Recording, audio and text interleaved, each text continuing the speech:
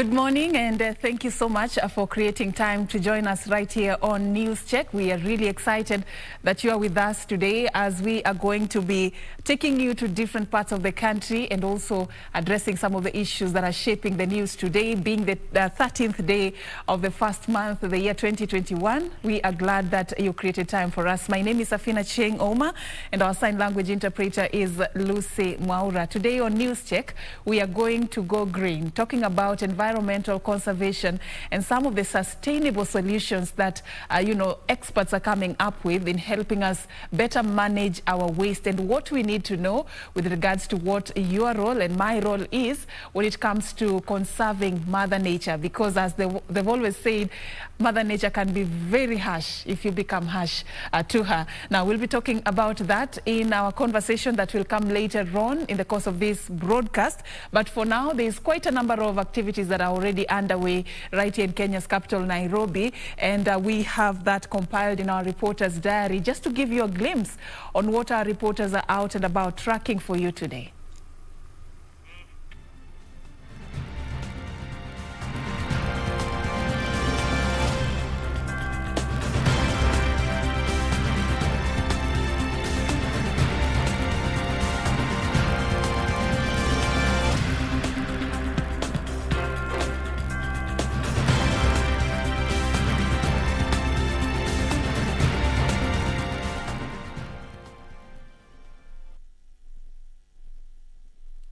All right, so those are some of the activities we're tracking for you this particular morning, and let's begin straight away. Let's take you to the Kenyatta International Convention Center, where there is currently an event underway to launch the Global Human Report for the year 2020. Currently speaking is the United Nations Vice Chancellor. Let's listen in.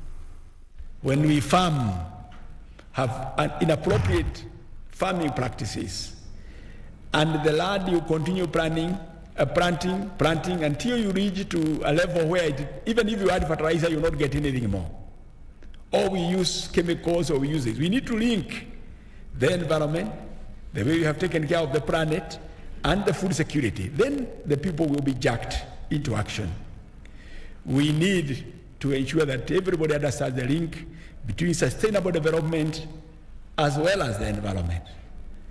And Professor Wangari Maathai talked a lot about this, the issue of governance, the issue of peace, that when the environment is affected, then peace of community is affected. When we have poor governance of the environment, then we will expect that sustainable development will also be affected. And she talked about the three-legged stool. Some of you who have followed about her writings and her speeches. What else can we do? Professor Wangari Maathai has given a story on the hummingbird. And the story ends with, I am doing the best I can. And she gives a story of animals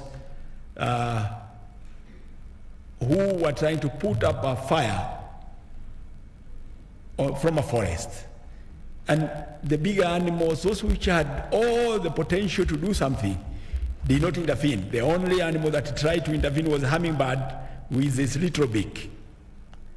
And we are called upon as individuals from whatever position we occupy, that we do the little we can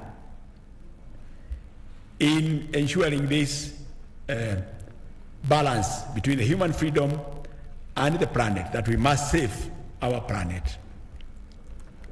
I'm reminded of Moi. President Moi, many of you perhaps remember him. He was our second president in this country.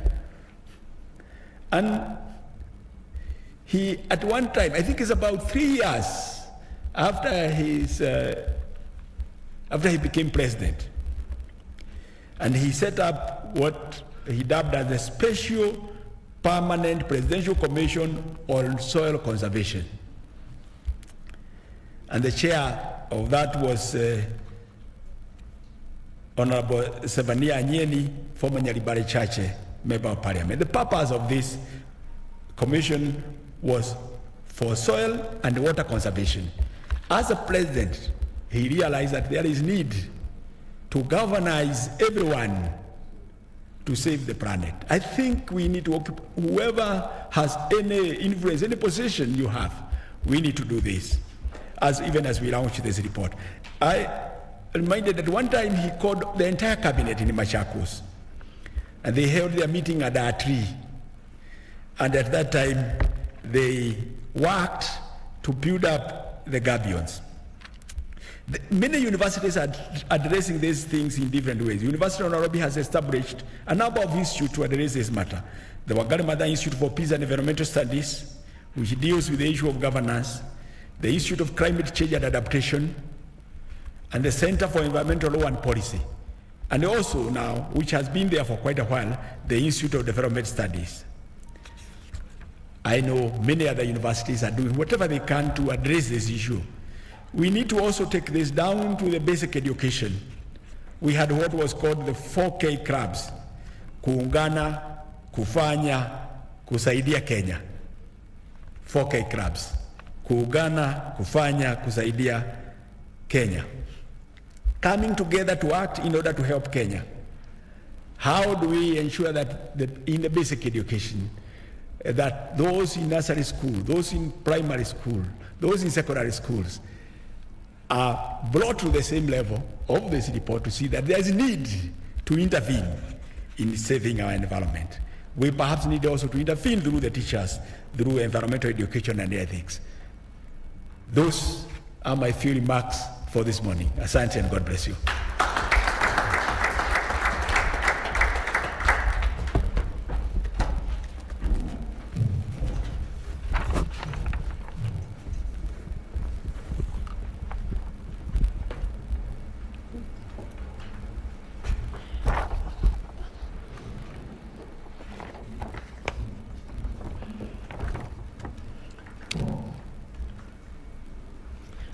Please join me again in acknowledging Professor's remarks.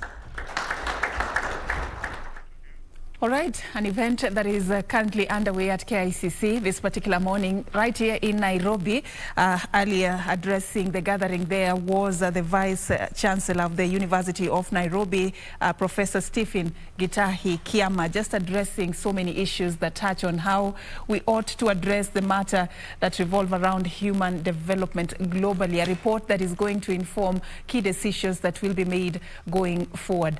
Now, in studio, we just want to kickstart our conversation this morning. It's really timely that we are talking about this, and it's all about focusing on environmental conservation. And today we'll talk about waste management and also just zero into looking at water waste management. And of course, I'm having this conversation together with Daniel Wanjuki, the CEO of EcoSave Africa.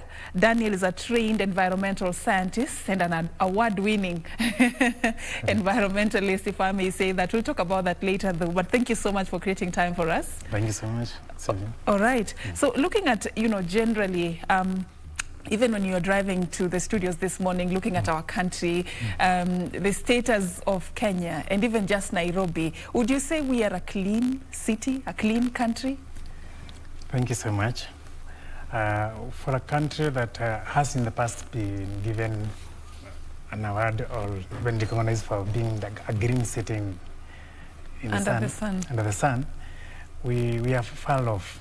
It's now becoming apparent that we have failed in managing of the solid waste, and so many of our roadsides, our rivers are dirty because of the way we have managed solid waste. It has come, it's very clear that our rivers have suffered a lot from our tendency to throw away waste from our houses, our vehicles into the nearby storm drain.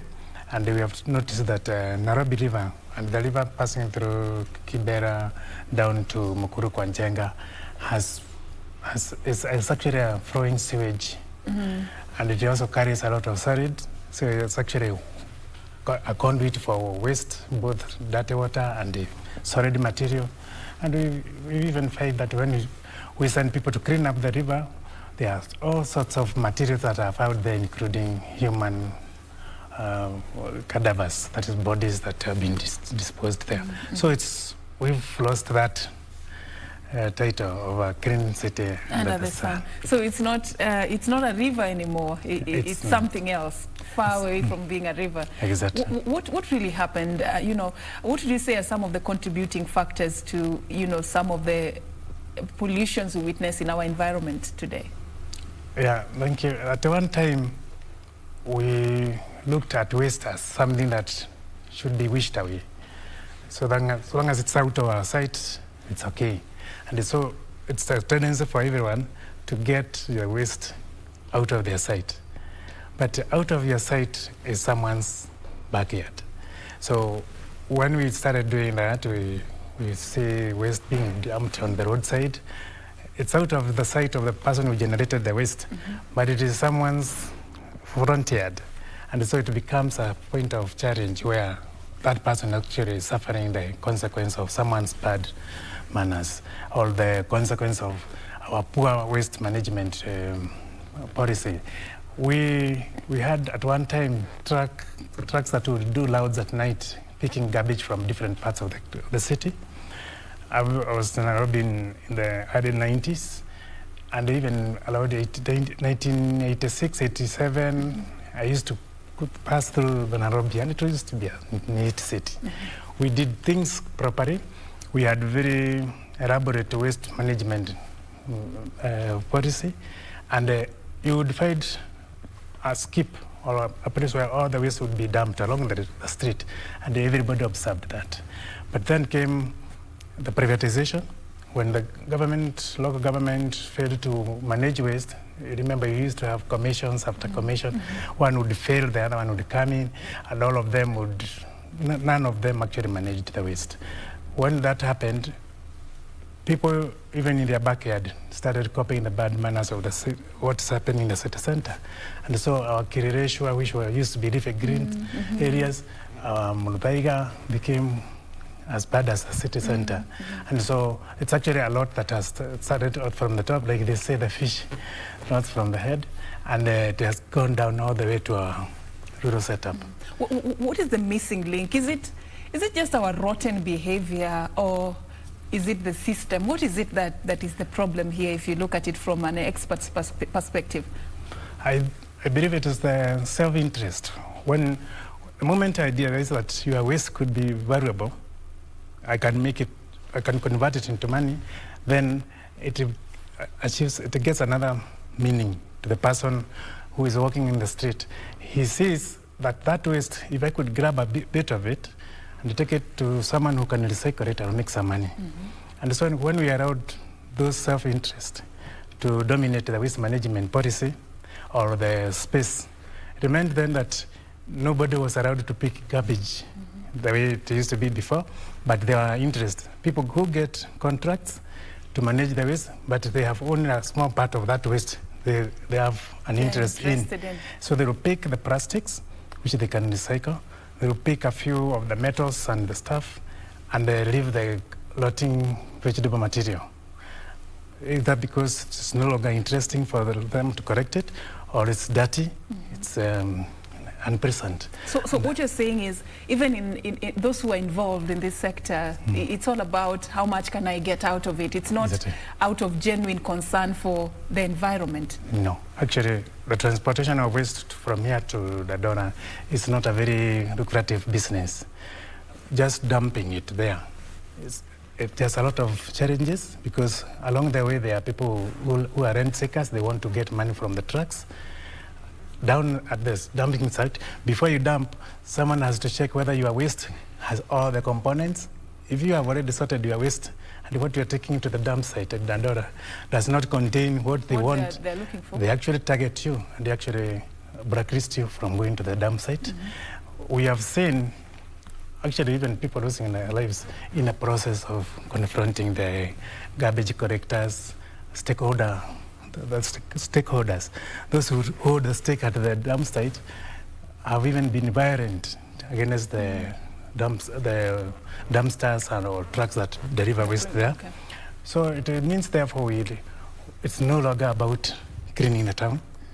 It's about what is innate in that dam waste. For somebody who is interested. Yeah. So you're saying, you know, commercialization of waste management has sort of birthed another problem that we are seeing in the society. Exactly. But I still believe it's something that the government alone cannot be able to wholesomely do. Probably the partnership with the private sector ought to have been significant. Probably, is there a way you can advocate for this to be done better? Because still there is need for other private partners to come in and assist in environmental conservation.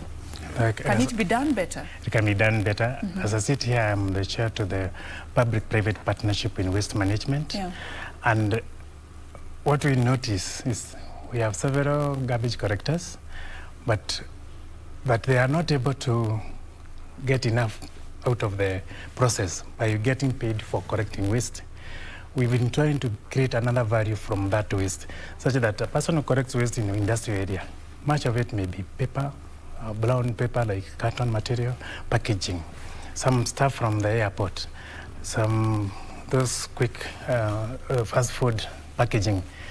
We're trying to create value for them in that packaging, such that it is not just about picking the waste from the airport or the industrial area and delivering it to Dandora. What happens after that? We're creating possibilities of sorting. You sort that paper, you convert that paper into pellets that can actually go back into the industrial process of manufacturing packaging. You can also get materials that food grade material can be recycled by doing composting, and those people can actually create a revenue stream for their own, that they are able to actually sell packaged compost material that can go back to Nyandarua, where we get potatoes from, or to Kiambu. We're also creating opportunities for youth groups who can actually collect garbage, and after they've sorted it out, get a character of that, waste that can be recycled, and out of that they make money. So that it's not about just getting paid for picking the bin, but creating a revenue out of that. And that's what we are calling the sustainability, or SDG. We are trying to create communities that are sustainable, where your waste become a value addition to another industry, a raw material to another industry, and so in the process, no waste will lie on the street uncorrected because someone sees value in it. And that's the best way to actually create. So still that's the dose that can treat the system. Yeah. But where then, how can we safely dispose the remaining waste that cannot be recycled? If we commercialize all this, which is a good thing according to what you're saying, how then do we dispose safely the remaining chunk that cannot be recycled? I've been to several sites in the industrial area, and we are actually very little of that waste you are describing what cannot be recycled. With the sites I've gone to, in fact, they only maintain some semblance of transportation to Dandora, not to get out of the books. Otherwise, you are able to completely recycle all the materials. Everything? Every garbage, any type? Except maybe asbestos, which has another way of disposal. It's not supposed to go to the dam site. Because grass gets recycled, metals get recycled, plastics get recycled, rubber material from shoes and stuff get recycled, clothing material get recycled, wood get recycled. You actually have nothing remaining when you have done a proper waste management policy. And it's true that there's nothing that should go to the dump site.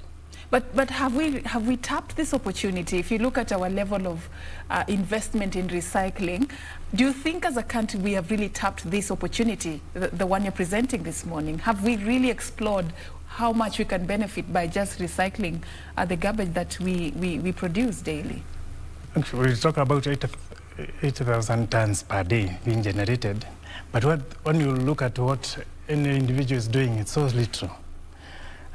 They may look like they are not making much impact in the industry, but if we repeated that in all the 87 wards in Nairobi, and we had someone doing that, and we have a stream.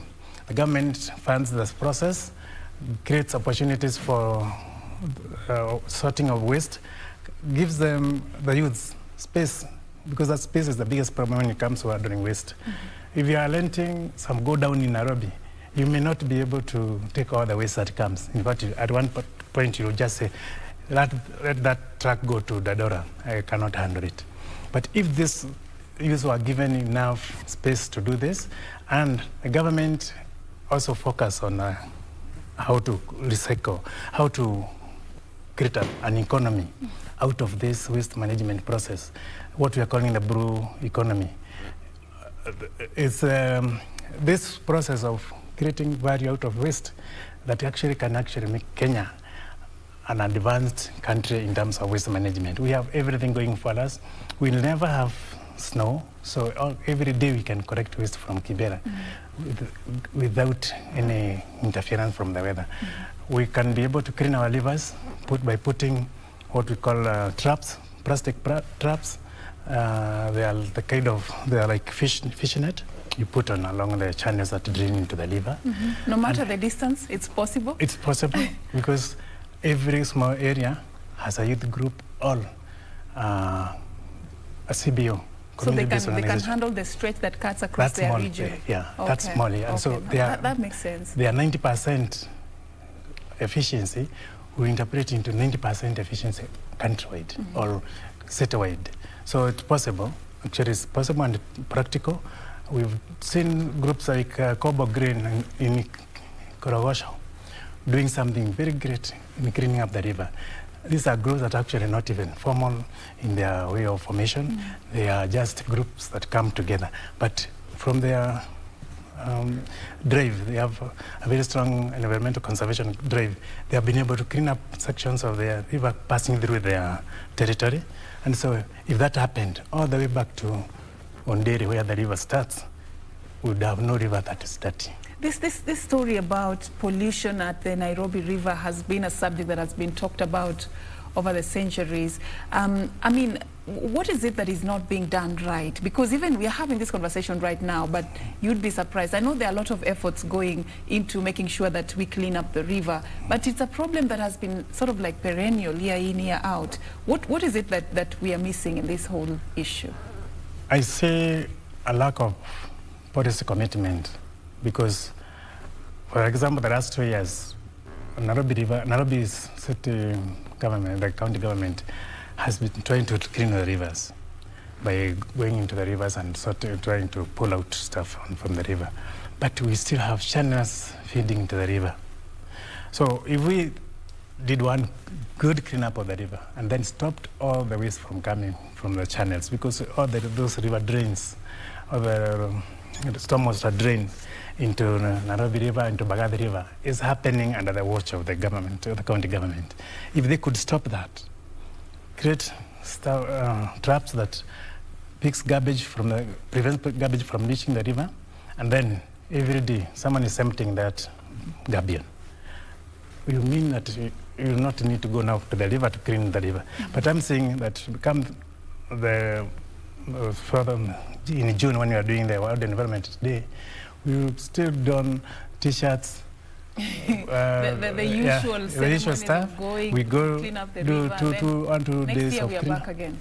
And we are back to square one. That's where we have failed. It's not been made commercialized such that someone wakes up every morning knowing that my blood will come from the activity I'm doing at the river, and that is my sustenance. That is what is going to feed my children, and every day I can commit my time to doing that. That's what's lacking. So commercialization of waste management is what you think will really be a game changer in terms of saving our environment from pollution? Exactly. All right. I just want to understand also what is being done to the effect of changing behavior among the public, the general populace, because it all starts from them understanding that I do not need to throw away my used plastic bottle on, on the roads or wherever, just carelessly throwing litter everywhere. Is there anything being done to enlighten the public on this sensitivity of just preserving our environment? Yeah, we have several layers of interaction with our children. We train now with the CBC, competence-based curriculum. Yeah. There's a very strong emphasis on keeping the environment clean. That should have actually started 20 years ago, because actually it's about that time when we lost the practice of waste management. Maybe because we made it look like garbage collection or keeping your environment clean was a punishment. You used to get a punishment to clean your compound in the school. If you go to school late. Yeah, so maybe that approach was not good. It made that generation think that cleaning the environment was a punishment. And so when I get old, I wouldn't want to do this. But the CBC is giving out that in children. They are going to take part in cleanup of the environment every day, so often. We also have an engagement by the government that youths can actually make a living by cleaning up, maybe 1 or twice in a month, which is also a good thing. And also saw the Kazi Mtaani initiative just the other day, exactly. and how it transformed most of the slums in urban centers. Exactly. So that's a good approach. But when we go into next phase of very strong politics towards the elections, so such projects become abandoned, and we now use our youth for other purposes. So, but if there was an office opened for those youths to always report, not an ad hoc project, but a permanent project that the chief knows that 10 youths will come on this Saturday, they are going to clean this area, and I'm paying this amount. Or if they are on a monthly stipend, that could help a lot. But now we don't have that. We have only got that what we are calling ad hoc process for keeping the city clean. And when that wave goes, we go back to our own cocoons where we do the things the way we would only know how to. All right. We are going to be, continuing to have this very important conversation with Daniel in studio, talking about environmental conservation. And right now, we just want to quickly cross over to something that is also happening today. And this is the Wiper Democratic Movement, Kenya, I beg your pardon, that is today unveiling their senatorial candidate for Machakos County. And let's listen in to what some of the leaders of this particular party have to say with regards to this race in Machakos County. 2017, yeah, and she has given us absolutely phenomenal service. So she's in her own way a CEO of a big insurance company, but she has decided to give time to this movement. So Madam Magatha Solitei will remain forever grateful together with your team, because without her now we will not even present a candidate. Karibu sana. Thank you, Your Excellency, for those very kind remarks. Your Excellency, the party leader, Honorable Stephen Kalonzo Musyoka, Chairman of the party, Honorable Makwere, all the elected leaders of Wiper Democratic Movement, members of the NEC, and our candidates for Machakos Senator and MCA, Kitise Kiduki. This one is difficult for me. I'm a Masai, so it's a tongue twister. All protocols observed. Good morning. Morning. Yes, today we're here to unveil our candidates for these two very important by-elections. And we will first present our candidate for the Kitise Kiduki ward in Makueni County. What happened there is that the current MCA, who was elected on a Wiper ticket, resigned. As a result, the seat was declared vacant, and we conducted our party primaries on the 8th of January. We had two candidates, and as in any competition, you have to have a winner and a loser. And the winner for this primary was Mr. Sebastian Muli Munguti. So I present Mr. Sebastian. I don't know whether his worthy competitor is around. Is he around? Okay, fine. The worthy competitor has also declared that he'll work hand in hand with Sebastian, because our primary elections were very fair and they were all satisfied with the results. So Mr. Sebastian Muli Munguti, I'll just give you a brief background of who he is. His career is one of a businessman, and he has had a chance to serve the community as the chair of the Kitisi Water Project, which ranks amongst the best in the Makueni County. He has been in this position for the last 10 years. He has also been the chairman of the Kitise Market Community, and he has been very active in the youth empowerment activities. He's a champion in airing their grievances, and for those youths who are deprived of chances to work, for the Kazi Mtaani initiative and allocation of bursaries, he has been a voice for them. He has actively been involved in conservation works by building drifts. There's a very famous drift called the Kilome Drift. He has been instrumental in building this drift. Once he is successfully elected into the office to represent the people of Kitise Githuki, he promises to present their grievances effectively, and he promises to take the front seat initiating and passing laws and policies that will promote good governance within the Kitise Githuki ward for the betterment of the people in that ward and Makueni as a whole. Mr. Munguti promises to ensure that all projects within his ward are properly and adequately executed. As you can see from this brief resume, this is the right candidate for us, who will bring a lot of development into this ward. And as a Wiper community, we know that he will win this by-election. So congratulations to Mr. Munguti. I now take the opportunity to present for him the nomination certificate as per the guidelines of IEBC, and I'll request the party chairman, Mr. Ali Makwere, to please come forward and present the certificate.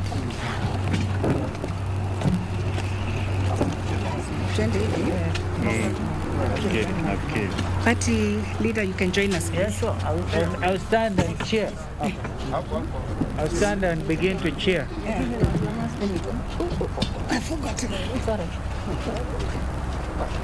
I think that if my brief was correct, this gentleman actually polled more votes at the nomination than the candidate who resigned. So it's an amazing thing, and his runner-up, who there's a gap of about 2,000 votes, an amazing young man, we immediately promised to support Sebastian.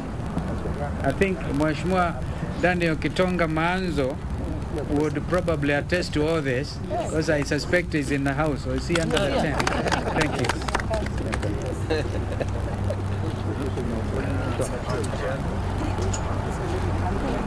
Your Excellency, Party Leader, Chair of the Elections Board, members of Wiper, ladies and gentlemen, on behalf of our party, the Wiper Democratic Movement Kenya, and with the permission of the party leader and members of NEC, it is my greatest honor and privilege to present this certificate of nomination for member of County Assembly Kisite Kithuki Ward Makueni to Sebastian Muli Munguti.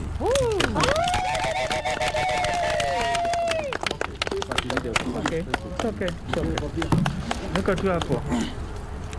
He's clean shaven. He needs a coffee, definitely. And to crown it all, it is our honor to present you and dress you with the cap of the Wiper. And furthermore, to give you the start of Wiper. kazi bila wizi. Go and succeed. Thank you. Go and bring us that seat. Thank you. In Jesus' name. Well done. Angalia pale anapostoki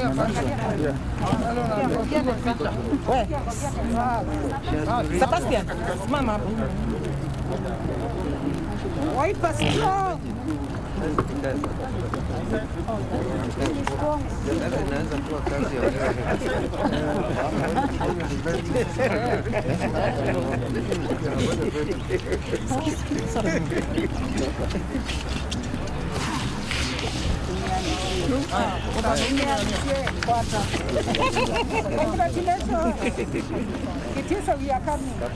So, congratulations to Sebastian Nguti.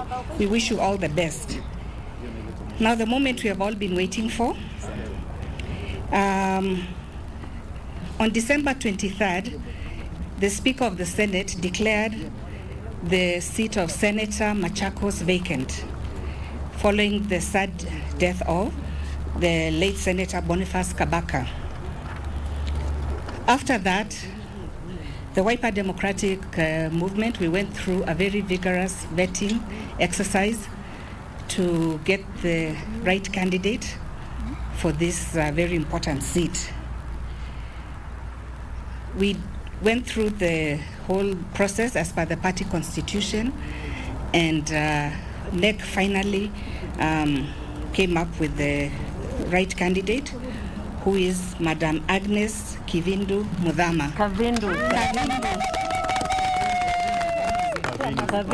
Kavindu. I told you these tongue twisters are. It's okay. Kavindu. So this is Madam Kavindu, who we are presenting as our candidate for the Machakos Senate seat. Please, you can sit down. I'll give you a brief about her. She vied for the Machakos County Women's Representative in 2017 general election, and she emerged second, and a very strong second at that. She was also appointed by the President of the Republic of Kenya, Uhuru Kenyatta, as a member of the Building Bridges Initiative in 2018, and she has been very, very active in this initiative. She also served as the director of Tani Athi Water Services Board from 2018 to 2020. She has been a preacher of the gospel and has preached the word of God at Biblia Husema Studios for 9 years. So you can see the type of leader that we have here. Somebody of very high moral standing. Amen. Her achievements have been in supporting the elderly and the disabled in various ways within the Machakos County. She has been fighting for the rights of children and women who suffer from violence.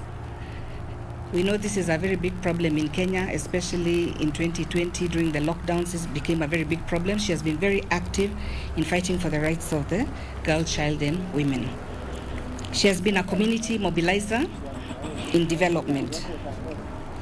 This is truly the right candidate for this seat, and for the people of Machakos, we believe that if you elect Mrs. Agnes Kavindu Mudhama as the Senator of Machakos, you will have the right representative who will serve the people in the right way. These are the type of leaders we need in Kenya today. Wanafanya kazi bila wizi. And as per our party slogan, kazi kazi bila wizi, we urge the people of Machakos to nominate Agnes as a Machakos senator. So let's give a round of applause. And now I request the party leader, His Excellency Honorable Kalonzo Musyoka, to please present the nomination certificate to Mrs. Agnes.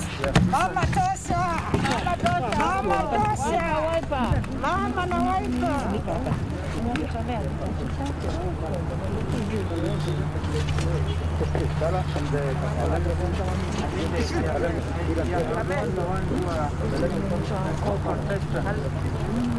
Kamenesi can join.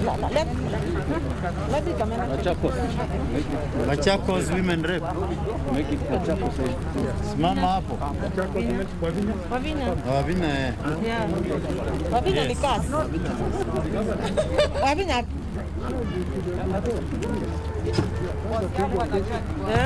Sawa.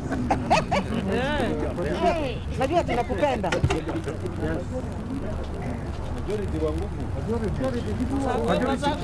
Kwanza majority ya kikosi ya enda. Nilikwambia wewe my dear. Ni mheshimiwa wangu wa nyumbani.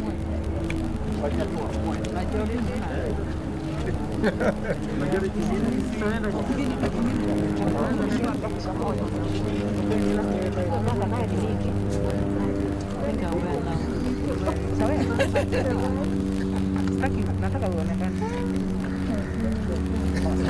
Nataka uonekane.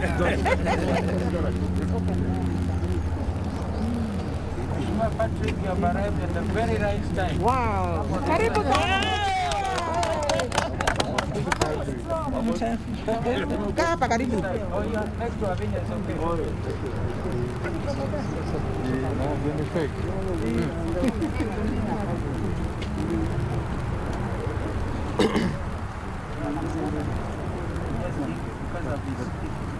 No. Tepate lito.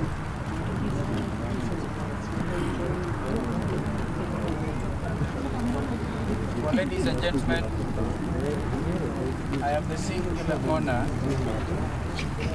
to present this certificate of nomination for Member of National Assembly, Senator, Machakos County. So it's because, you know, both houses of parliament comprise parliament. So I think this is the way IBC have put it. So this certificate is proudly presented to Agnes Kavindu Mudhama as a duly nominated candidate to represent the Wiper Democratic Movement Kenya for the position of Member of Senate, Machakos County, and the candidate's name will appear in the March 18, 2021 by election ballot. Certificate is signed by Agatha Solite, Chairperson, NEP.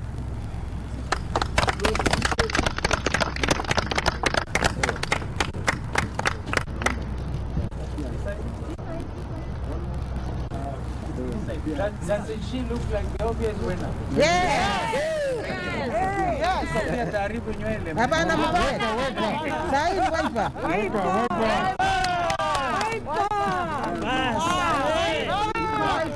Nywele can wait. Thank you, ma'am. Kwa mama.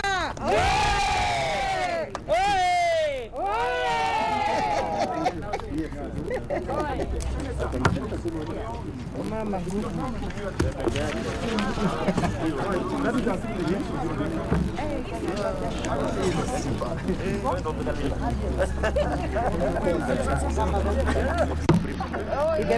imetishia nguvu.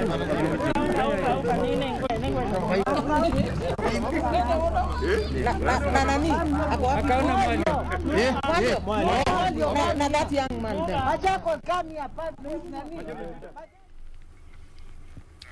All right, there you have it. The Wiper Democratic Movement Kenya, the party has just unveiled two candidates who are going to be vying in different positions. You've just seen there the unveiling of the candidate who is going to be vying as Senator for Machakos County, carrying the party's ticket. Her name is Agnes Kavindu Mudhama. She has just received her nomination certificate. The seat was declared vacant on the 23rd of December by the Speaker of the Senate following the death death of the then Senator Boniface Kabaka. Now there's going to be a by-election in the county, and the party has just unveiled who is going to vie with the party's ticket. Now another by-election set for Kitise Kidhuki ward in Makueni. Sebastian Muli Munguti has been nominated as the candidate to carry the party's ticket in that particular by-election. We have seen there the party leader Kalonzo Musyoka really vouching for these particular candidates, and it's just a matter of wait and see just to see what will happen ahead of these by-elections. Now we want to move on to other matters. In studio we have been talking about environmental conservation this morning, and I have been engaging Daniel Wanjuki, the CEO of EcoSave Africa, talking about matters environment. He's a trained environmentalist and of course also has earned an award in his efforts to conserve the environment. Thank you so much, Daniel, for staying on. Thank you. All right, so we were talking about our focus on the waste management and the programs we have initiated, and you really were vouching for how commercializing this whole process can bring a difference, because people would feel like, I can find value in that way, so I may just be responsible enough to, be part of the waste management program, because it may just change my life. It may put food on my table. So if we go that direction, then it could be one way of addressing this issue. And I understand that you are involved in waste management, but you're specialized in wastewater management. Correct. Why wastewater? Thanks so much. I had an incident early on when I was changing careers. I encountered a situation where wastewater management was so bad that people would rather abandon a neighborhood where something like a slaughterhouse was running, something like a leather tannery. Then I started asking myself, what is it we can do about that situation? Because it didn't look like, when I was in college, I didn't think that was a situation out there. Mm-hmm. So I started studying deeply on how well you can manage waste using natural processes. Mm-hmm. And we came about, in my research, I came about a product which we call EcoTreat. It's a biological material which we grow, like we cultivate, like you did grow vegetables in your farm. Mm-hmm. And this bacteria, when we get it into the big volume, as a situation where you have about 1 trillion cells in a gram also of waste, of the product, helps break down waste. And what I managed to do is to eliminate bad odor, mm-hmm. which was the big issue about waste. And then I was also able to eliminate methane gas production. Methane gas is the gas that is accused of causing global warming. And up to now, no other country in the world has actually managed to control methane production from dam sites. They may do what they call containerization, when they cover the dam site and recover gas and use it for cooking or warming, space warming.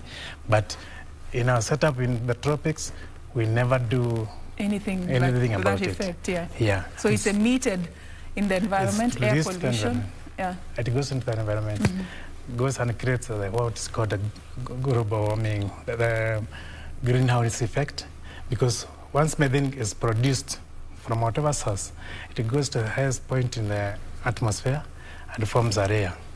That layer during the day allows air to, heat to come in, but at night, when the heat tries to get out of the atmosphere into space, it normally hits that blanket and it bounces back. Down. Yeah. And that's why you'll find that your nights are now warmer, and when you are supposed to be feeling cold at around 3 in the morning, that's when you're sweating. You're sweating.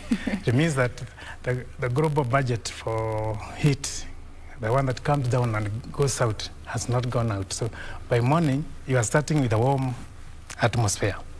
That warm atmosphere is what we are calling global warming or climate change. Because if there's that level of warmth in the environment, it means that clouds cannot form. There's no precipitation. That's why we are going a long period of time without rainfall in seasons like the short rains, when we were expecting rains, we didn't get them.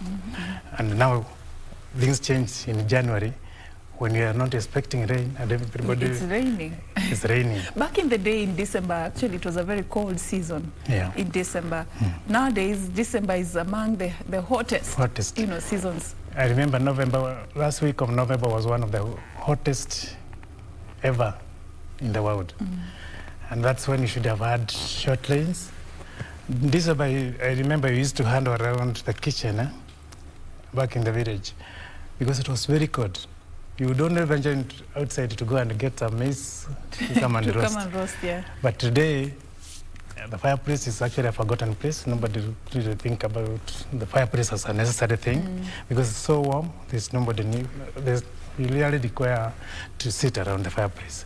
And that's an indication of global warming. Back here in Kenya, we may think that global warming is something for the tropics or for the temperate region. It's far from us. Yeah, where there is ice melt. But when you look at what's happening with our rigs, that's actually an indication of global warming. We are getting too much rainfall in a very short time that our ground is not able to dissipate it the way it should. Look at what is happening in Baringo. The lakes are overflowing and submerging villages and homesteads. What would you say are some of the destructive human activity that probably would be contributing factors to this effect? What you observe is that when it rains in areas like Murang'a, Upper Kiambu, rainfall comes in small doses. Doesn't come in a storm. But even when it rains like that, the soil is able to absorb because there's tree cover. You will see, if it rains, you want to take cover in a tree. Because for the moment when it's raining, rain does not touch the ground. It's normally held in the leaves. And then it slowly percolates into the ground, and that process allows our rivers to be flowing throughout the year. But when you bring in global warming, climate change, the rain is so intense, it rains cats and dogs, like they say, and that water must go to the rivers in a storm. This is very common, especially in Kajiado, where there's very little tree cover.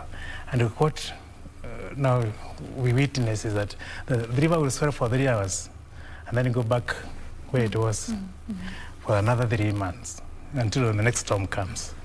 In areas where there are trees, there is slow release of that rain, the moisture, into the river, forms a all year loud flowing of the river. But now, what we are noticing in areas like Moro and Elbagon, we've really cut down trees. And this has caused us to lose that sponge, the one that absorbs moisture and releases slowly.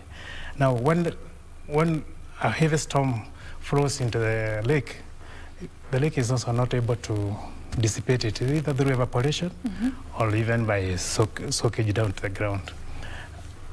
I come from Laikipia, the other side of Lake Barigo. We can see Lake Barigo from up. The rain that has rained in our area is so very heavy. It is not the characteristic of the normal rain we normally get. And people will not tell you, but they know there is a change in the way we receive rainfall. Only it's changing without us being given any warning that now instead of you planting in April, plant in January. There's no such information because it's erratic. It's nobody knows the next rainfall. You cannot really predict. Yeah. Experts are also warning that we could be facing starvation if this continues. How true is this? It is true because we may be getting April rain now. So when we come to April, when we think we want now to plant, there is no rainfall. And because there's interruption, that's what climate change is about. It is not that it will not rain continuously. It may rain, but at a long time. So it is a displacement of a season through time and the intensity. So when you expect rain in April, it doesn't come in April, it comes in January and February. When you don't expect it, then the intensity may not be as good as what would have come in April. So crops that you would have done well with the long rains don't still do well in the January, February rain because one, you had not planted the seeds when you should have, because in April you normally have seeds in the ground long before it rains. Yeah. But now you are looking at the ground and saying maybe it may continue or it may not. So it's not very sure. Farmers are not sure whether to plant now or wait a little bit longer. That's what's now the climate change. So we may just really suffer from this going forward if nothing is done. We will come back to talk more about the solution aspect of it and what needs to be done going forward, but allow us to take a very short break right here on News Check. We are coming back to continue with this discussion.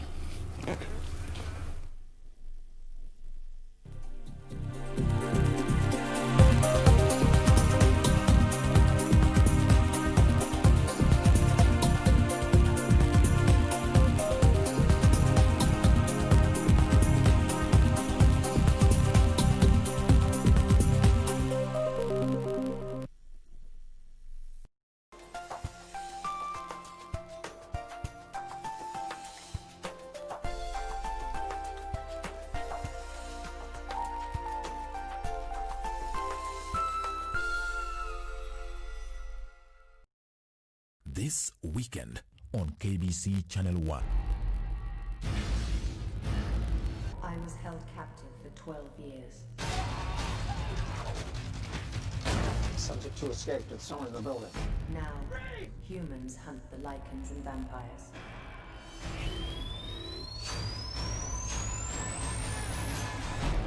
This is a new war. We stand and we fight.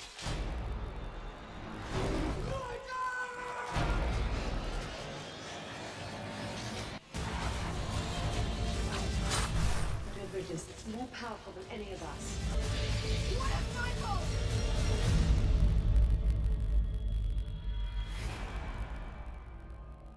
Tonight on KBC Channel 1. Do as you're told. Go get your sweater. Go on, sweetheart. Go. Go on. Don't tell me what to do. It's your fault I'm not keeping my word with my daughter. If you have a better attitude, everything would have been different. The administrator of the farm 30 years ago had a daughter whose name is Amaya. So if she's the same Amaya you know, that means she didn't lie. I don't want to hear anything about that woman again. Is that clear? It was Lucrecia who convinced him to leave things as they were. Of course, she never wanted me in her family. She was surprised to find out that you had canceled her ticket. I didn't cancel anything. Who did it then?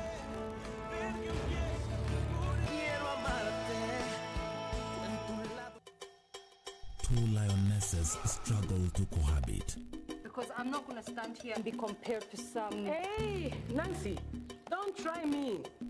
As the coastal vacation brings Nancy and Joe closer. Nancy, you are full of surprises.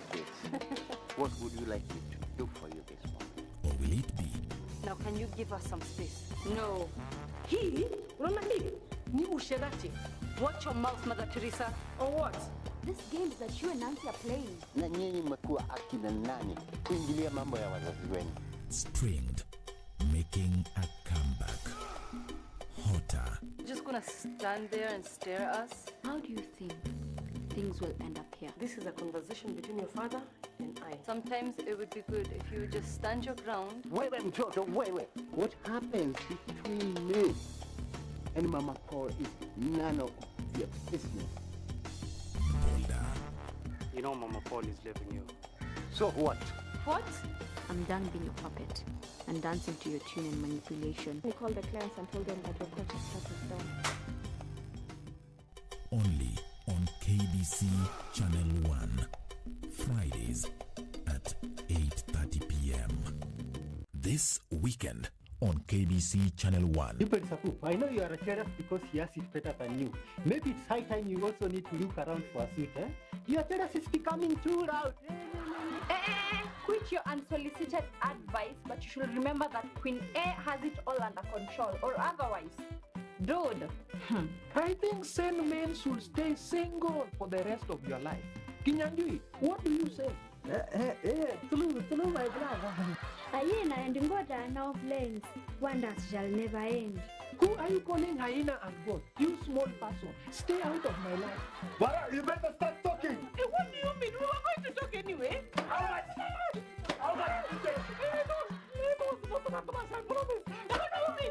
Classmates, every Saturday on KBC.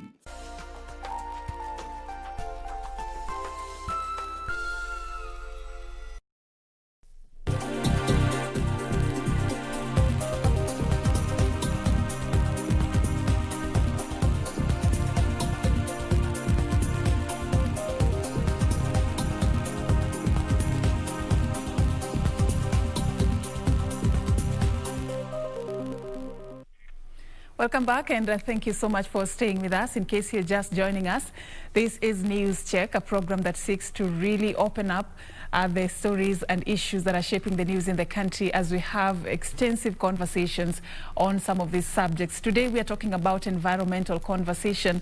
Daniel Wanjuki is with me in studio, the CEO of EcoSave Africa and the brain behind EcoTreat, something that he says is a sustainable solution to wastewater management going forward. And Daniel, I just want us to talk more about this EcoTreat. You told me earlier about, you know, it's science or technology behind it, depending on how you want to look at it. But many would be scared about the aspect of having bacteria being introduced as one of the ways to manage waste. Did you face such doubts, you know, during your introductory processes? Thank you. It is true that contemporary thinking does not see bacteria as an important aspect of waste management. But think about it. All those carcasses that are fallen in our national parks, along the roadside, from time immemorial, have decomposed. And so what nature uses is bacteria to decompose the waste and convert it into nutrients, and so we can get the nutrients back and use it for our own growth. And this is nature's subscription for waste management. So when I thought about using bacteria, I was just actually borrowing from nature. And that informs our motto that we're giving nature a fighting chance. Because in our development, we decided that bacteria want good things. And so a lot of development in science is on how to kill bacteria. We have very good disinfectants, we have bleach, we have chemicals that are so harsh on bacteria. Yeah. Now telling them that that same bacteria can really be pivotal in waste management, how did you, preach that gospel? It was quite tough for them because when I first proposed to use bacteria for waste management, a lecturer, I think the University of Nairobi, told me that bacteria is what's giving them problem. Of course, he was in food science, and so bacteria isn't the best thing you would propose to a food scientist because he says it makes his food go bad. Yeah.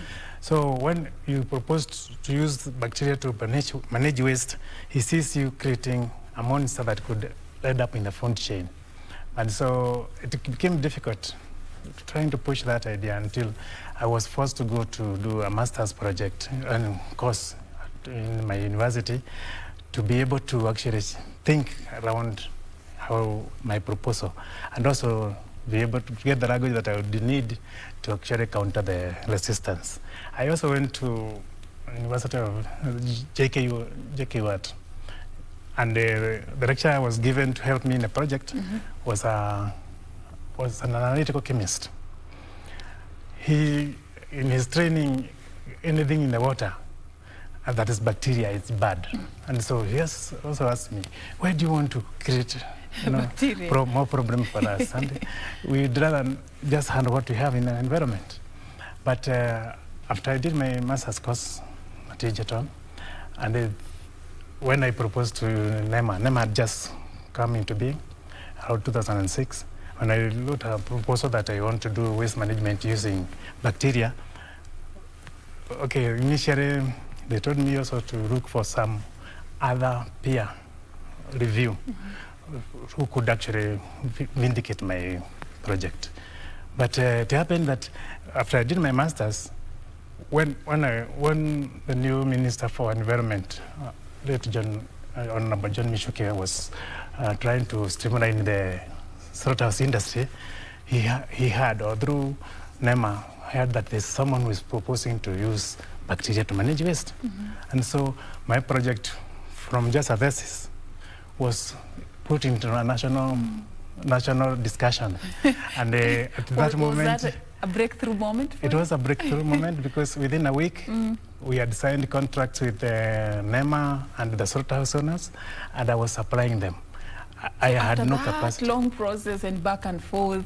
I find myself in the market. This actually is going to materialize. And my product actually was given, was fast-tracked into the market, which actually gave me some impetus into trying to do what I now felt that I was doing the right thing. You're in the right place. And we actually managed to control pollution in areas, slaughterhouses, where we have Dagoretti, we have Kiserian, Kitengera, Bisri, Namanga. All these had problems. And in fact... So the foul smell, that is something that you get rid of. Within minutes. How does it work, this eco-trade? How does it work? When you think of bacteria as just what you would have for yeast, the yeast you use for fermentation to make bread or stuff, or the yeast that you use for making fermented porridge, it means that bacteria is not something that has to knock the door and say, no, I'm come to sort you out. It is something that's already in the environment.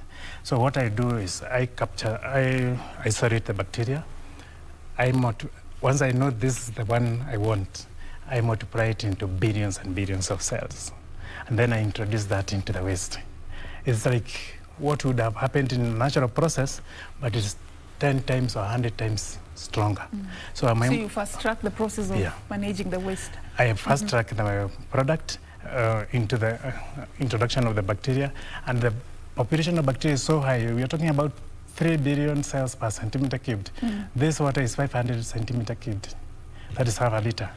So if you had 3 billion in 1 centimeter cubed, that's a lot of bacteria. Yeah. So when I give you 1 liter of this bacteria, it has the potential to actually manage your waste for a whole year. So what does it do when you say it manages the waste? What exactly does it do?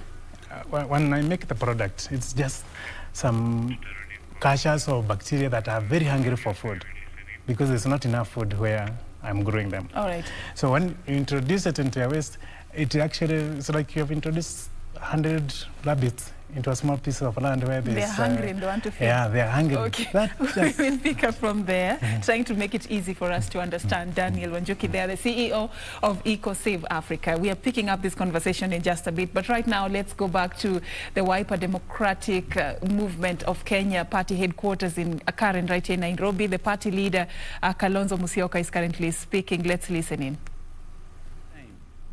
On a Wiper Democratic Movement ticket.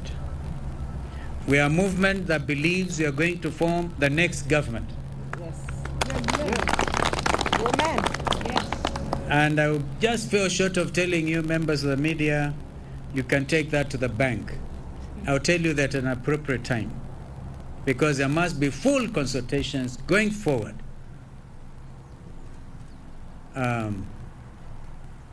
It has been said that this country is at great risk of a type of insurrection like we have seen in the United States of America, where you feel people with hate for one another and you start a class war in the name of liberating a country. Therefore, those of us, and we are many who love this country, have decided to go out there and tell the real story. Those who believe in, I enjoyed the conversation the other day at Mululu at the burial of Mama Anna, because I think it was my brother Raila who said he's a hustler and others are hustlers. But if you know where Saikuru is and where some of us have come from, by the grace of God, we are here, I can tell you, not because of who we are or what having chosen, but this is a matter of God's grace. Amen. Yes. Thank you, Lord. And we are going to complete this journey, God willing, in a manner that will leave this country peaceful, united, determined, that if you see a leader like Agnes here, you don't go and undermine them and I have a lot of respect for people called touts, Makanga. a lot of respect, because these are hustlers. But you must look at quality. A leader who goes out there and looks at somebody like Agnes and you want to cut her to size, so that you end up with people, yes men and yes women. You give them 100,000 shillings so the weekend they go worshipping you. We have to change this narrative.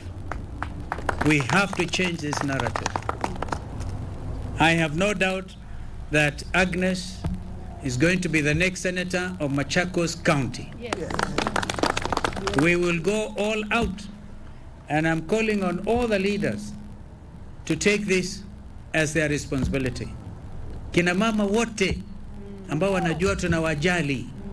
Kina mama kama wale ambao jana Mheshimiwa Kamene had a team of 150 women in Mutituni. Kina mama hawa tunawaleteeni mama mwenzenu. Mjue kwamba mahali mama yupo watoto hawezi kulala njaa. We are a movement that believes in human empowerment, in women empowerment, real time.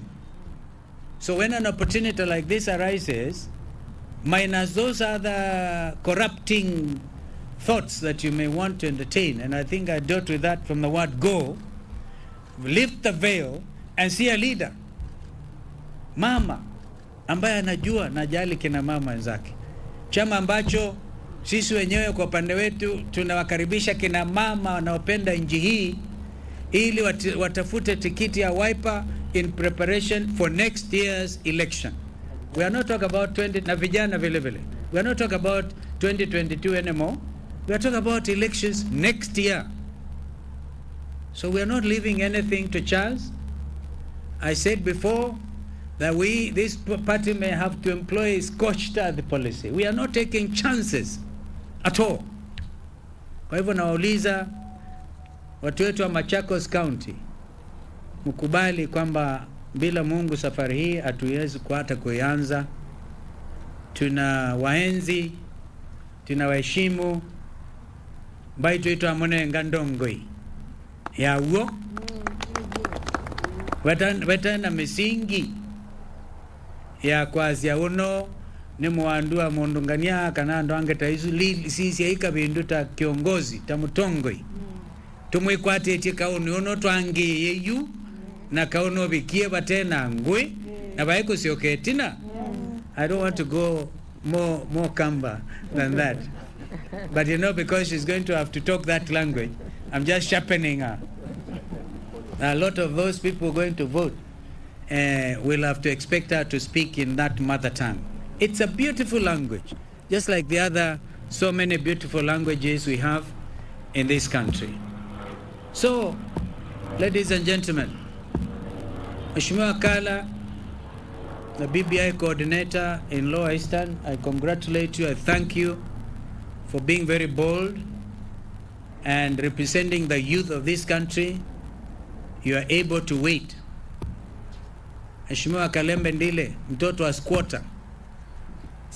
I want to know mtoto wa squatter na hasla nani yako chini kushinda mwingine. Huyu mama pia tumesikia ni squatter. Squatter kawaida wana shida kubwa sana. Mheshimiwa Jennifer Kabaka, we continue to join you in mourning your husband. We were there with you as we bid farewell to our brother.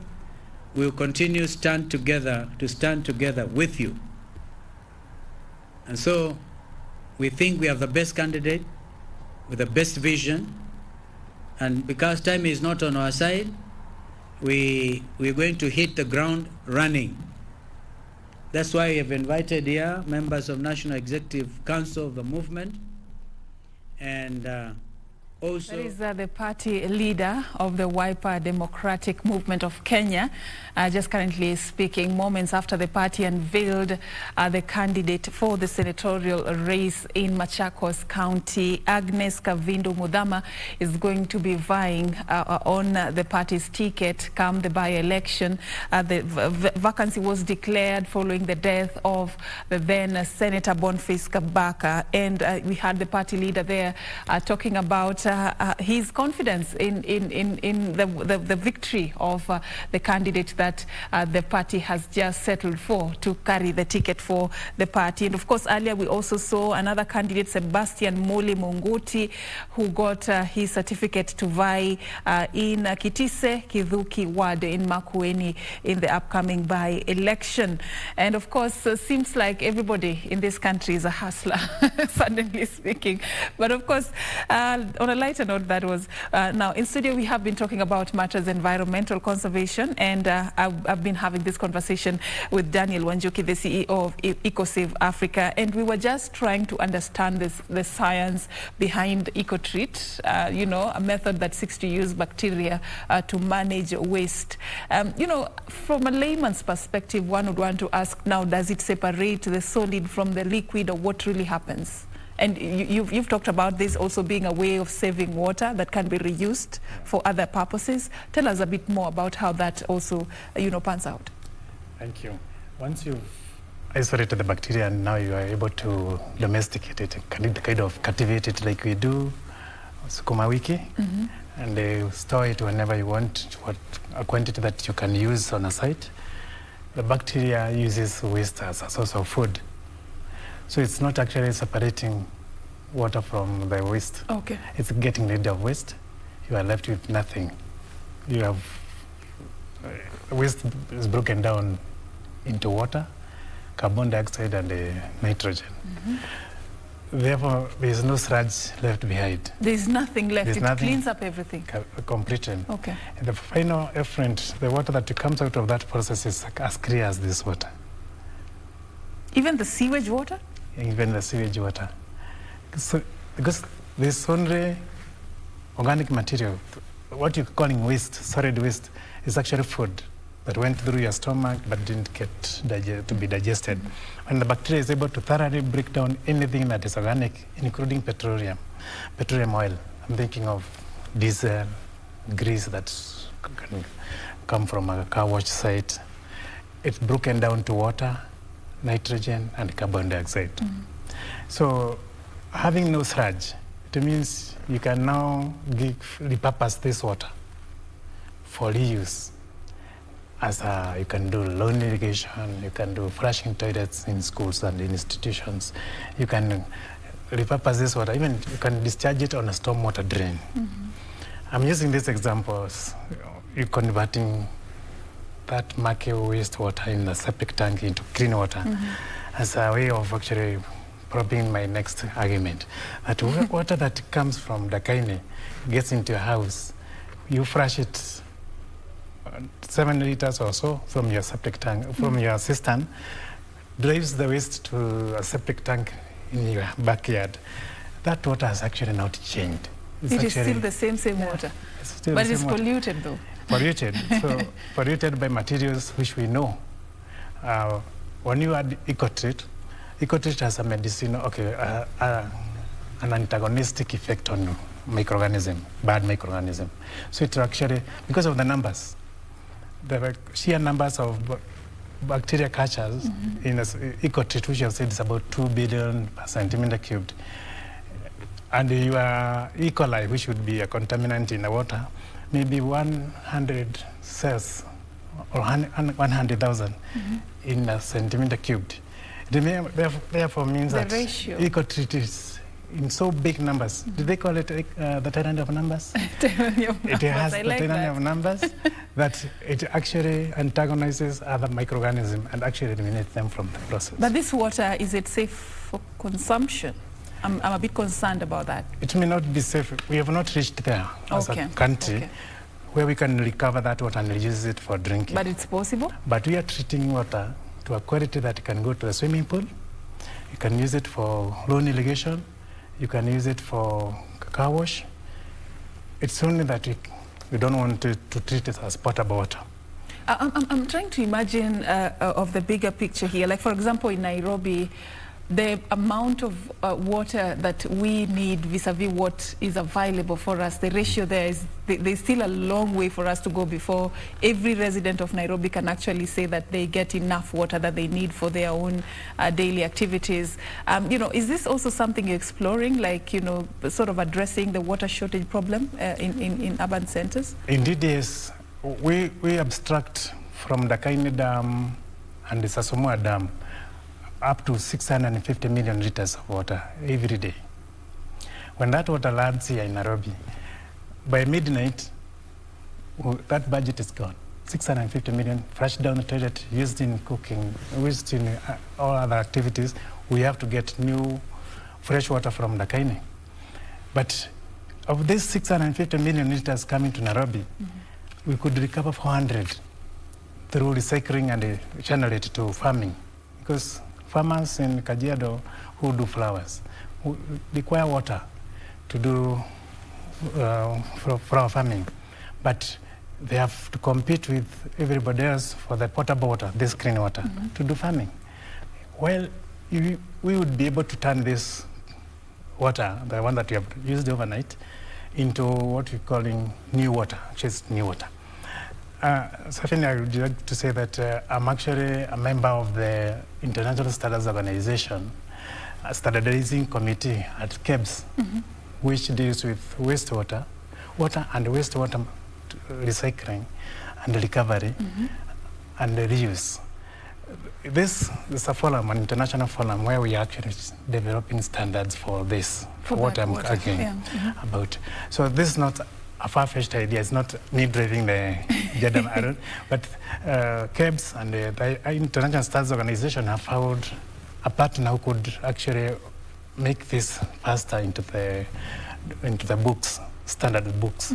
And because we've done several projects that succeeded, and it has given us a platform to actually argue out the issue of water recycling and recovery. And now we are making standards. We have several standards coming in. Soon, if not for COVID, some of them would already be in printed form. Our people should be consuming the new standards for waste management and so recovery and stuff. It's not a Kenyan thing or a EcoSafe thing. It's actually the international. It's a global agenda. Agenda is to see the value that is there in wastewater, recovered, reused, and grow the economy. That's how we are going to have sustainable cities and communities. If you don't treat waste as waste just because you flushed it, a few grams of solid waste with 10 liters of water, and that you call a waste, and it ends up in the river, making our rivers unsustainable. We're not able to support life. So we are looking at a new way of approaching waste and giving it value. Don't let waste go to waste. Exactly. You don't waste your waste. All right. So in terms of policy, Daniel, in our country, do you think we have concrete policies that would support the agenda of waste management? Surprisingly, we have policies that allow for wastewater recycling and reuse. But the statutes, those laws that are there, most of them are in NEMA, the Environment Management Authority. But they are in their statutes, they are in documents. I can issue you a document from NEMA. I'm a lead expert, registered in NEMA. I can issue a document allowing you to discharge wastewater into your nearest river. But the public health in the same government doesn't even imagine that happening. We call it the Water Act, the Public Health Act, Cap 243. It's a very old piece of law, and that didn't imagine that Africans would be able to manage their waste in a good way. And so, and they also saw like there was a disease lacking behind every process of waste management. So there's a lot of opposition from the Public Health Act. Outlawing recycling of wastewater, outlawing discharge of water into the river or storm drains.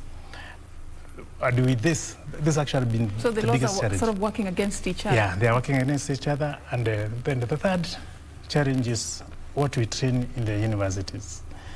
our building economists, building scientists, engineers have been told that wastewater is something you actually think about in the last few minutes of a 100-hour project. When you're thinking about waste management, the aspect of waste management is given the shortest or the minimal attention. And most of our engineers can't actually conceptualize the idea of you recycling wastewater. When they are doing their drawings for submission, because if you are doing a big project, you have to submit drawings to the municipal or the county government for approval, they normally will not take a new idea. They will say, you go draw the old septic tank, the one we know. Then when it comes to implementing, you can do what you want. What you want. They don't want to move from what training they were given by their lecturers 20 years ago. They know this new idea is really viable and it's good, but no, we are used to the old one. Yeah, bring the old one, we are used to that, we will approve for you. Then when you go to the ground, you can do your changes. Okay, there's a 25% allowance for changing buildings, but most of our builders are taking the wrong technology to the ground, and most of them are suffering. The reason why you see exhausters running up and down, they are faster, they are more than Uber vehicles, because unlike our way of managing waste has been designed to just culling the waste from one spot to another and leaving it there. When you go to Ruai, you find that their waste water management system actually failed, because every household is discharging chemicals into their waste, and that waste is being carried to Ruai. It kills all the bacteria. Remember, we said bacteria naturally is what God uses to manage waste. So when you kill all those bacteria in Ruai, the Ruai treatment plant discharges human waste that is not decomposed into the river, because the process must go back to the river. And that's why you're getting, as far as Thika, the waste reaching there is still black stuff that is actually undecomposed. You can even tell this from a human being. Meaning, our science is to mummify or to preserve waste in our households, and then we give it to someone to take it to a different location. How long can we do that? How long will we sustain that? It's not sustainable. Yeah. You may be surprised that out of the populator of our product, we have clients like the UN, organizations in the UN who actually buy from us. We are vendors of this product to them. We are vending to other countries. Sometimes I'm selling more to other countries than locally. It's that some countries like Rwanda have actually addressed the issue of water recycling. We have countries, even in Tanzania, the hotels that are progressive have a system for recycling wastewater. Our coastline, number of those hotels along the coastline, you think of them, all those 5-star hotels have a system of water recycling. Many of these are actually a product of my work with my partners in the industry. They have been able to actually capture that and they use the recycled water for greening their compound. It's interesting you're talking about countries like Rwanda. Rwanda is actually far much ahead of us. They even have a specific day dedicated for just cleaning up the environment. Do you think we'll ever get there? That we'll find it important to stop everything and just focus on cleaning my environment for the sake of my country? We might not get there because Why? Most of the time, what we plan, we have very good documents here in the university. We have very good documents at the ministry. My output, my master's thesis, someone has used it in another country to make something positive. I'm thinking of Rwanda and countries. I've been invited to Uganda for 3 conferences as a keynote speaker to help them manage waste. And for them, the Ministry of Environment there will assemble all their industry players. Think of all those people, big industries, to come and listen to what we say. But when we get back to Nairobi, we don't practice, we are not very enthusiastic at taking up new ideas. But Rwanda, we have the ideas. We have the idea. Actually, Rwanda, they didn't need to go to create policies for waste management. They just came to our libraries and picked what we have done, what we've written.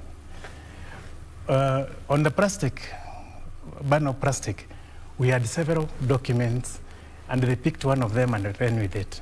And they banned plastic in the country before we came up with the final document, which we now are running. I have been producing plastic, I've been delivering products to Rwanda for a long time. In 2011, I could not deliver plastic to Rwanda. I could not package my product in plastic. It was banned. It had been banned. Yet, here in Kenya, we had already gone through 3 papers in Parliament trying to ban plastic. Why it's not for the Minister for Environment, Madam Judy Wahungu, who had put down and said, this must. And we did it finally. Whoever thought that we could achieve that? We have been recognized internationally for that alone. For banning plastic. It's really a step in the right direction. What lessons are we learning from this, though, when it comes to implementing some of these policies and interventions in, management of waste? Having achieved and successfully banned plastic in our country, what is it teaching us about the possibility of the future?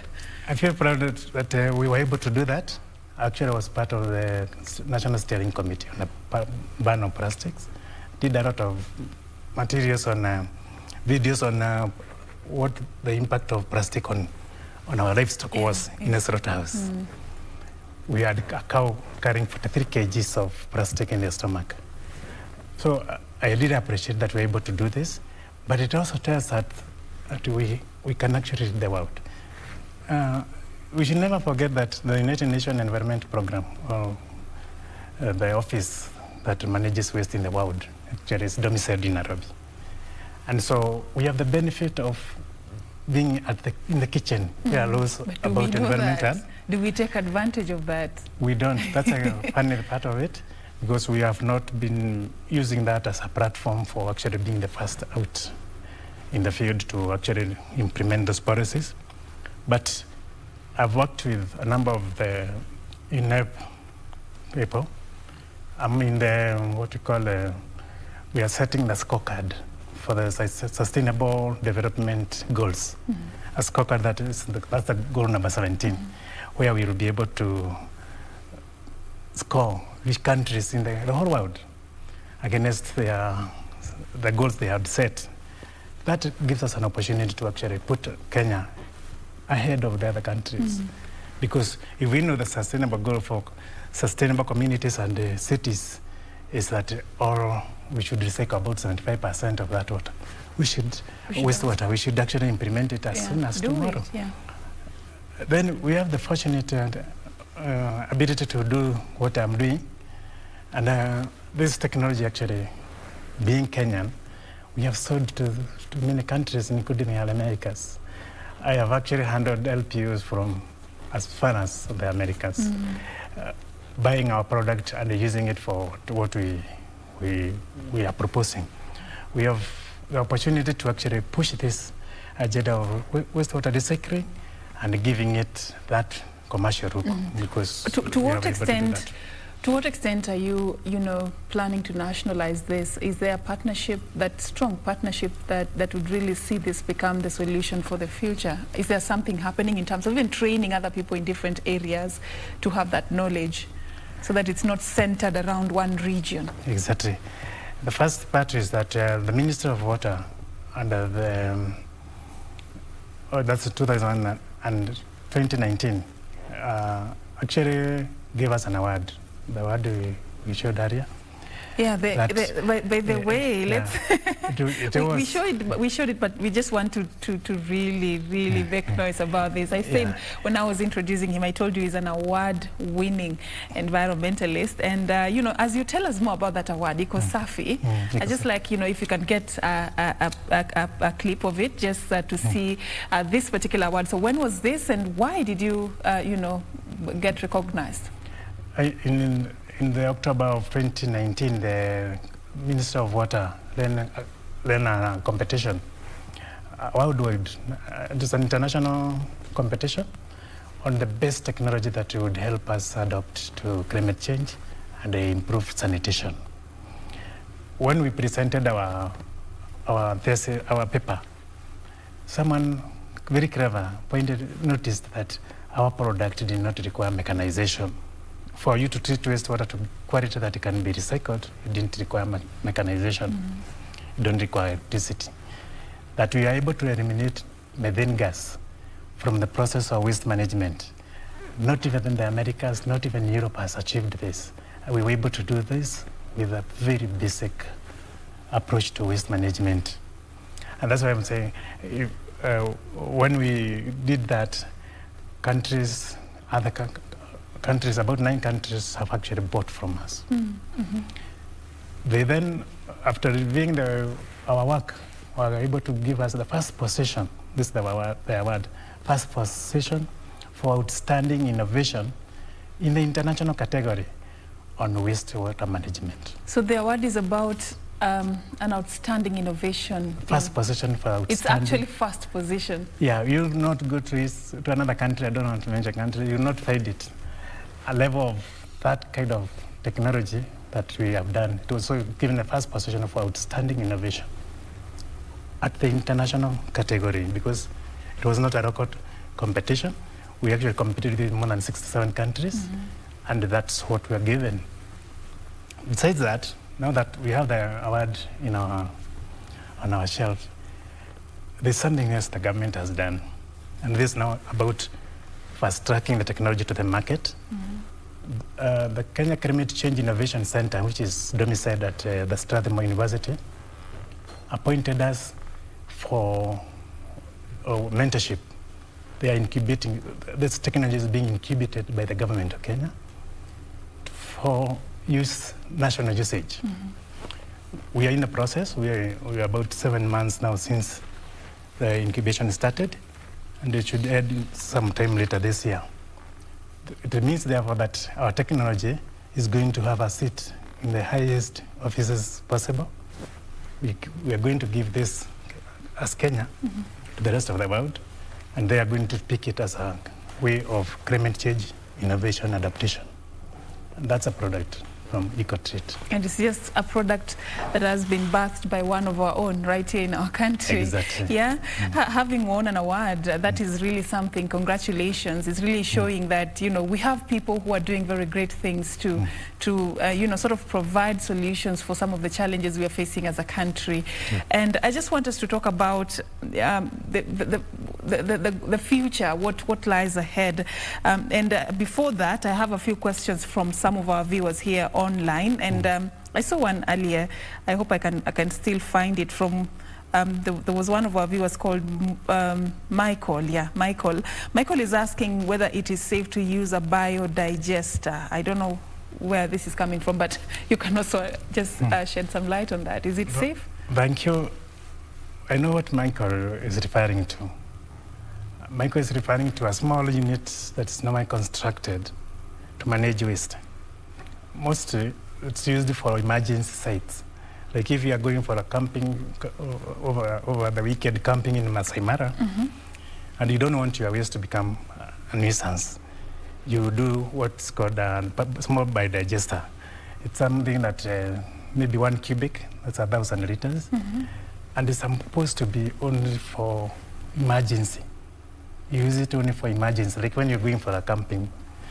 If you're in the temperate region, like in Europe, during summer, most of the ice caps melt, and so people venture up there. A biodigester is used for managing waste. But in our way of making things easy for us, you know, we try to make things smaller for ourselves. We have adopted this as a way of managing waste.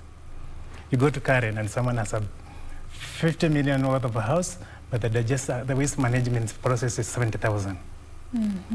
It's carried in a pickup, installed. But what's the greatest disadvantage of this system is that it is an anaerobic process. It generates methane gas, it breathes through your compound, and the place starts smelling. It has a failure rate of between 3 to 5 years in a domestic setup. But if you use it for the flats in Milwaukee, it will not even do 3 months. But our people have already adopted that technology. And that is what they go for. That's what is. So what would you recommend? We should go back to the university, take the books, the building code, and then make it climate proof. We climate proof our wastewater management system. Number one, we know that that small unit is generating methane gas. So do away completely with that biodigester that is anaerobic, that has no oxygen allowed into the system, and do away with it. Then abandon use of small units, because the person who was done a building worth 70 million could still do another unit for treatment, wastewater treatment that's 4 million, and recycle that water, and for the next 100 years, they use that water for greening the environment. So it's not a panacea. This small unit, we are calling it biodigester, isn't a solution to our wastewater management.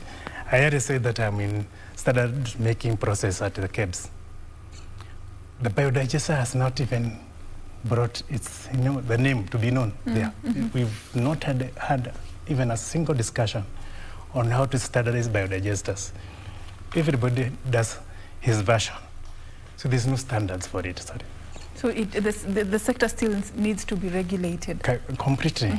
But we have taken all our efforts into different direction.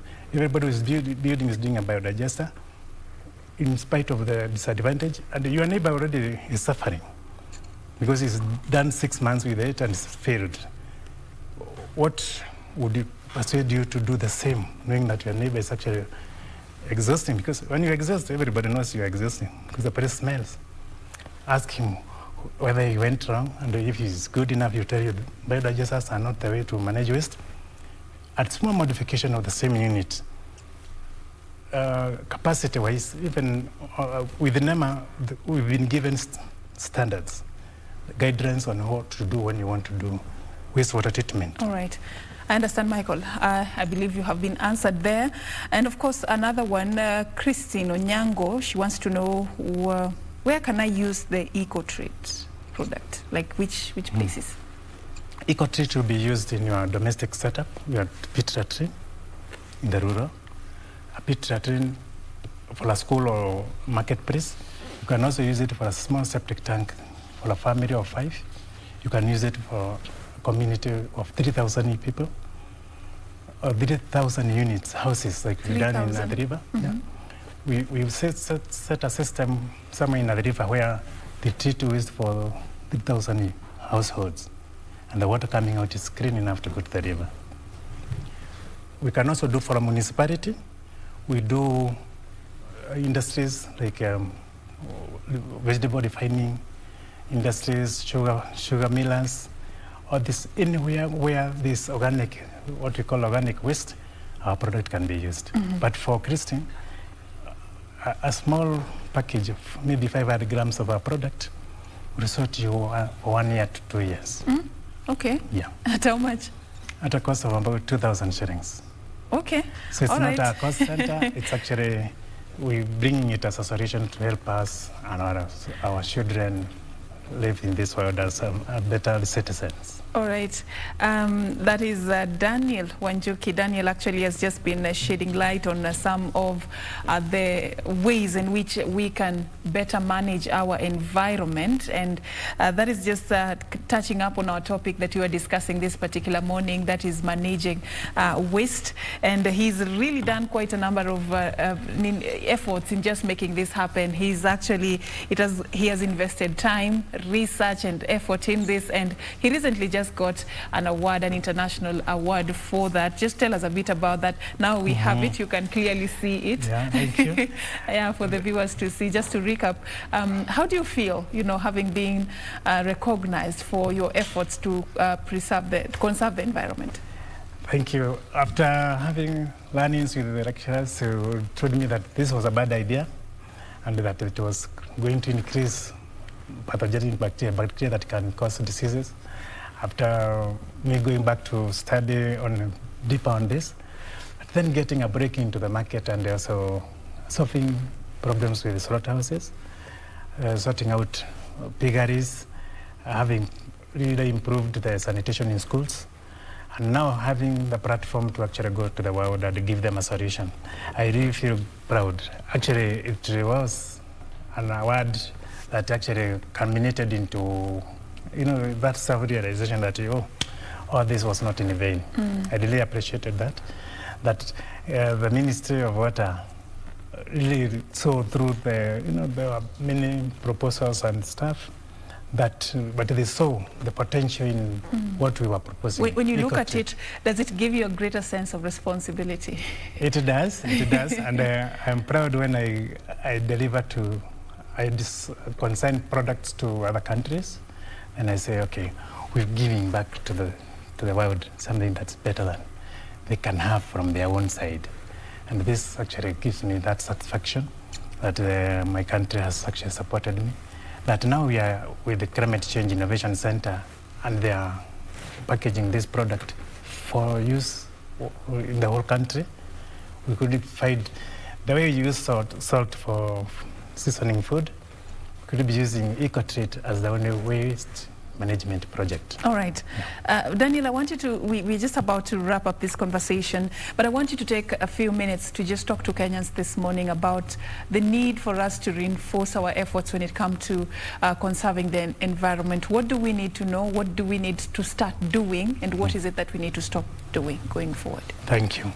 We have a unique opportunity as Kenyans to improve on our environment. We have been told that some of the things we do are costing us in terms of diseases. For example, when you discharge wastewater and release it to the environment, even with COVID, yet we are told that some countries are tracing COVID from their sewage. It means that even if you wear your mask, there could be other risks that could come your way by you disposing waste improperly. I'm proud to have this impacted on the waste management procedure, and I have given this as my solution to waste management. Let you use our product in a smaller way to prevent the formation of methane gas from your toilet. Let your septic tank not be a contributor to waste management or to global warming. Let that water that is in your compound be recycled for greening the compound. You don't need to get water from Dakaine or your tap water to water your fence. If you could adopt technologies that help you recycle wastewater, give it another value, and use it for improving the environment, you have really helped ourselves and the generations to come. I am proud that about 4 months ago, we were able to clean up Nairobi River by introducing our product. And we eliminated the bad odor that used to come from areas between the Museum Hill and the Globe Cinema. And many people who have visited the park actually have tested that the place does not smell. So we are able to do that for your domestic setup, for your municipal system. For the livers, we are actually able to go across the board and give you a product that can actually improve the environment by so much more than at a very low cost. All right.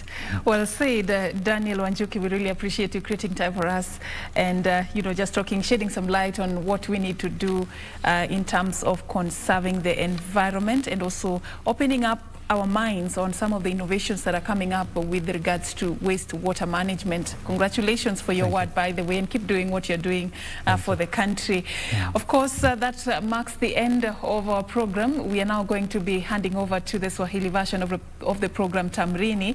Nancy Okware will be taking you through that. My name is Serfine Achieng, Ouma, and our sign language interpreter has been Simon Karotha. We are now going to just hand over to stay with us. Enjoy the rest of your viewing. Thank you.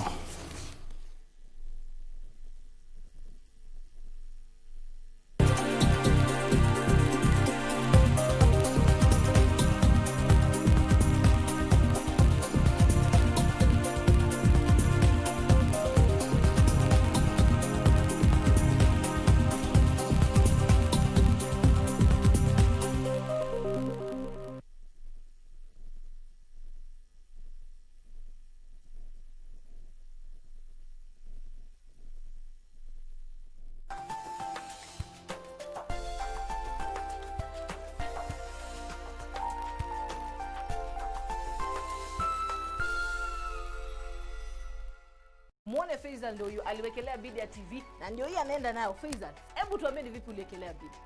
Nilienda kwenye website ya QuickBid. Nikatizama nikachagua kuwekelea kwenye TV. Sasa niliwekelea mara 3. Nikaja kwa mshindi, nikakutana bid yenye imenifanya kwa niko mshindi ilikuwa ni 168. Sasa leo nikaitwa nikachukua nichukue TV yangu. Haya Faisal, mali yako. Tukusaidie. Asante. Jiunga na QuickBid ni rahisi. Enda kwenye M-Pesa, bonyeza paybill kisha weka business number 4032353. Kwenye account weka kodi ya bidhaa unayotaka na bid yako ya chini zaidi. Kwa mfano TV 16. Kisha weka shilingi 20 tu kama idadi yako. Weka bid yako pia kwenye www.quickbid.co.ke. Kumbuka, bid ya chini zaidi ya kipekee ndio ununua. QuickBid, bidhaa bora kwa bei ya chini. Next on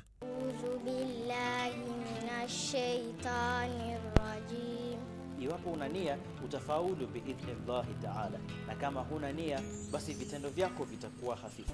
Kila amali mtu anapoifanya, Muislamu hasatan huzingatiwa ile nia yake.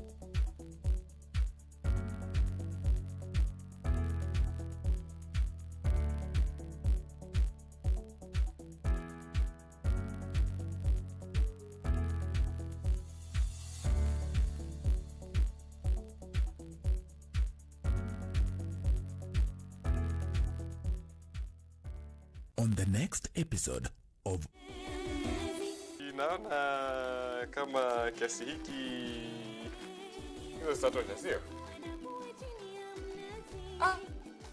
Pesa si za kwangu. Kwani wewe unaonaje?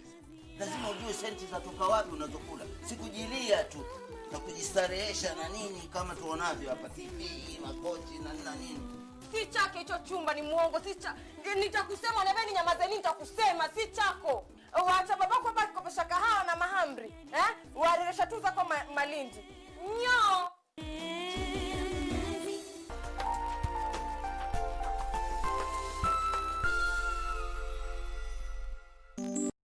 tonight on KBC Channel 1. Say it aloud. Hail Kishak! Hail the motherland! I, the grandson of the great Emperor Chandragupta, Emperor Bindusar's and Lady Dharma's son Ashok Maurya. I'm not supporting Ashok. Not at all. Great Chief Kichak, if you come to know about my truth, then you will understand what's the truth in my words.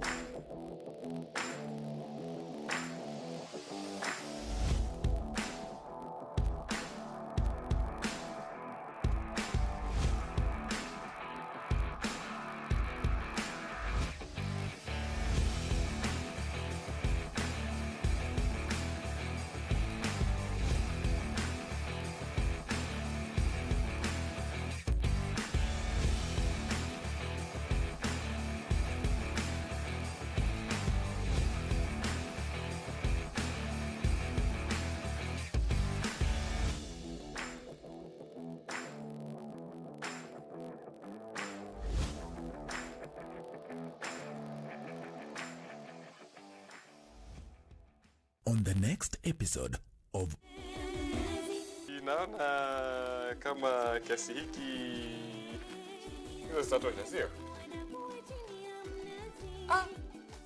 Pesa si za kwangu. Kwani wewe unaonaje? Lazima ujue senti zatoka wapi unazokula. Sikujilia tu na kujistarehesha na nini kama tuonavyo hapa TV, makochi na nini.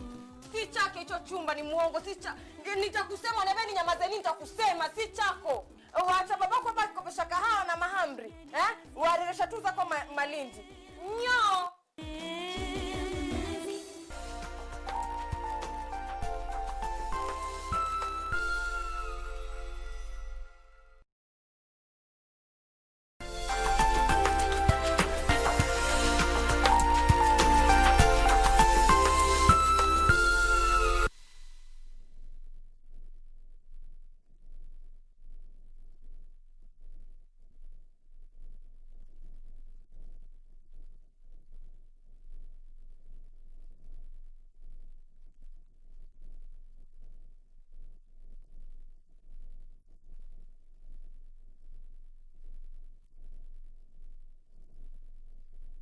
On. Name is Manveer Singh. I study in Melvin Jones Lions Academy. I'm 10 years old.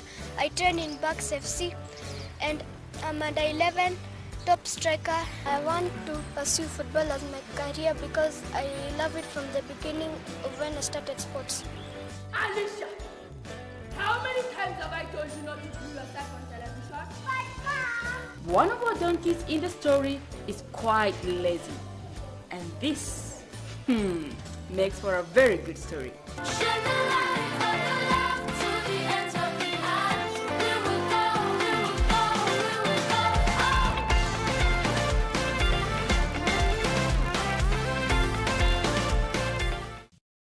Next on.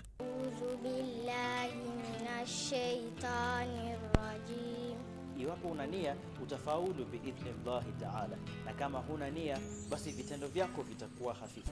Kila amali mtu anapoifanya, Muislamu hasatan huzingatiwa ile nia yake.